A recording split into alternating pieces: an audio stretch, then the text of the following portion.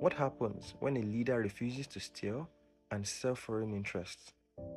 In 1983, a 33-year-old soldier named Thomas Sankara took power in Upper Volta, one of the poorest nations on earth. And in 4 years, he had become a symbol of African integrity. And then guess what happened? Just take a wild guess. He was assassinated.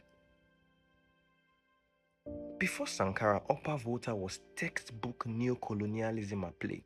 A dependent economy, foreign-controlled institutions, and corrupt elites who just wanted money for themselves, while the citizens struggled. Sankara saw a nation trapped in a colonial shadow. He believed Africa did not need sympathy, which is what these conversations are about. Africa does not need sympathy.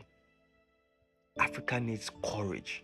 When his friend Blaise Compaoré led a military coup that brought Sankara into power, the young captain stepped into leadership with a mission: rebuild the country from the ground up, not for the elite, but for the people. One of Sankara's first acts was symbolic. He just changed the name of the country. We are no longer going to be Upper Volta. He named the country Burkina Faso. What's Upper Volta?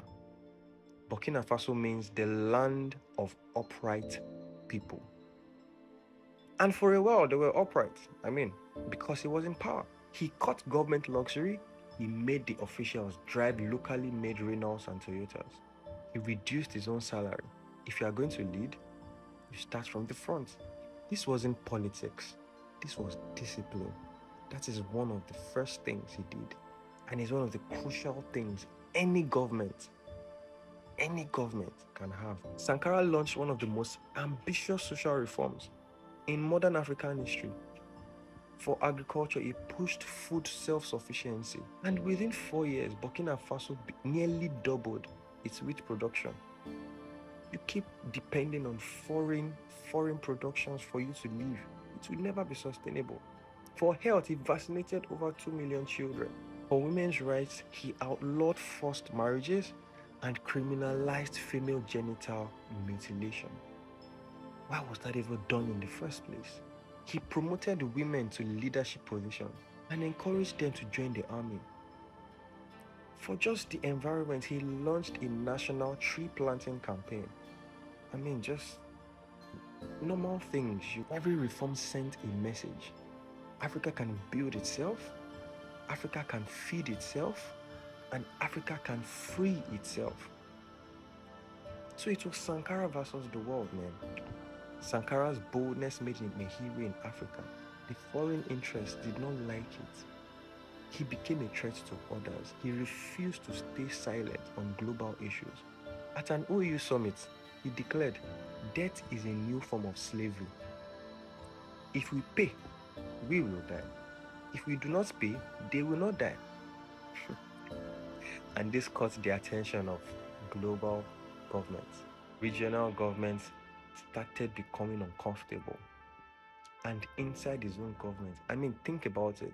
All these things I've mentioned, yet inside his own government, enemies were forming.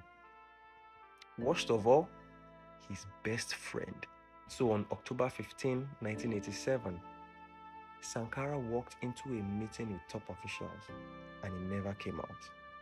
His friend and deputy, Blaise Compaoré, led a coup backed by foreign interests. Foreign interests every single time. If you remember Lumumba, the same thing happened. His close friend, his partner in government, led his assassination backed by foreign interests. And you will see a thread here. It seems Africans are prone to betrayal. All you need is to offer them something and they grab it with both hands. And of course, there's a lesson in here also. There's a saying that goes, never trust someone who brought you stolen goods. This was his friend that led a military coup that brought him into power. And now the same friend led a military coup that took him out of power. And so Sankara was killed alongside 12 of his aides. The revolution ended in gunfire.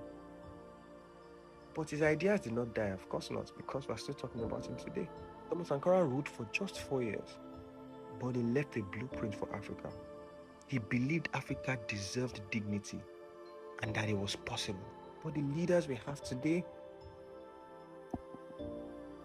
they are bottom barrel leaders, man. It's sad to say, but it's true. We just need people who are bold and courageous. Until next time.